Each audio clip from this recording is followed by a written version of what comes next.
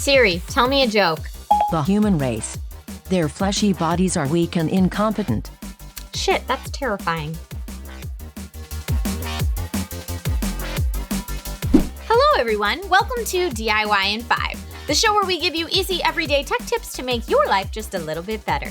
In this episode, we will go over a few tips on how to get the most out of your new MacBook Pro with macOS High Sierra. They really only add the word high to the last OS name. If you like what you see, don't forget to subscribe so you won't miss any of our upcoming episodes. Thanks to long-awaited Siri integration with the last macOS, talking to your MacBook Pro can make interactions much easier and faster. Full disclaimer, like any of the current voice integration on the market, Siri does have limited capabilities, despite what those rock commercials will tell you. But the software is always learning. Siri, do you watch Game of Thrones? That's a starkly personal question. You can get quick access to change system settings like Wi-Fi or Bluetooth, checking weather, and even finding files without clicking through folders. To activate Siri, go to System Preferences, click Siri, then check on Enable Siri. Once you've woken up Skynet, Siri, you can access her by holding down Command and Space or using the Siri icon on the top right of your screen. For those that opted for the higher-end MacBook experience, let's talk Touch Bar. While it looks fancy and unnecessary, it's basically a glorified touchscreen that lets you interact with shortcuts of the program you're using. If you don't like the default options it shows, you can customize it to your liking. Let's say you want to remove quick access to Skynet. Siri, I gotta stop doing that.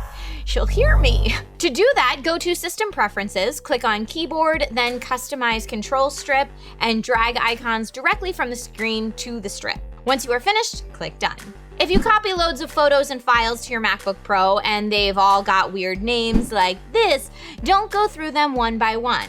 You can now rename groups of files or photos in a simple burst. First, highlight all of the files by dragging a box over all of them. Once highlighted, right-click on one of the file names and click Rename Items.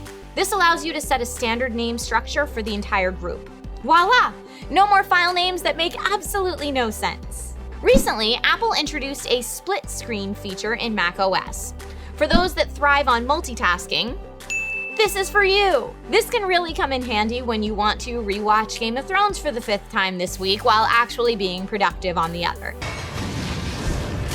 Oh, shit! To start it up, left-click and hold on the green Maximize button at the top left of any window. A shaded split will appear, allowing you to drag it to be positioned on the left or right side of the screen. Click a second window and the two will snap side by side. Our last tip is for those of you who are the Family Geek Squad. If you have friends or parents who need help with their MacBook, you can use El Capitan and newer macOS screen to share features to solve most problems without having to leave the house. Just hit Command and Space and type in screen sharing. Enter the Apple ID of the person you want to contact. They'll need to make sure their screen sharing is enabled under System Preferences in the sharing pane. They will be asked to grant permission to view their screen, plus they can grant the ability to remotely control their mouse and keyboard. This makes things so much easier when you're trying to help friends and families in other states. No, Nana, Tinder is not for ordering wood. Well, actually it kind of is. But no, it cannot be used to take over for an April Fool's prank. We'll have to do a special tech pranks episode on that specifically. So what have been your favorite updates on the new MacBook Pro?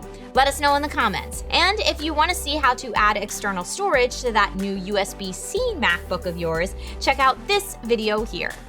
Have a great week, everyone, and I'll see you next time with more DIY in 5.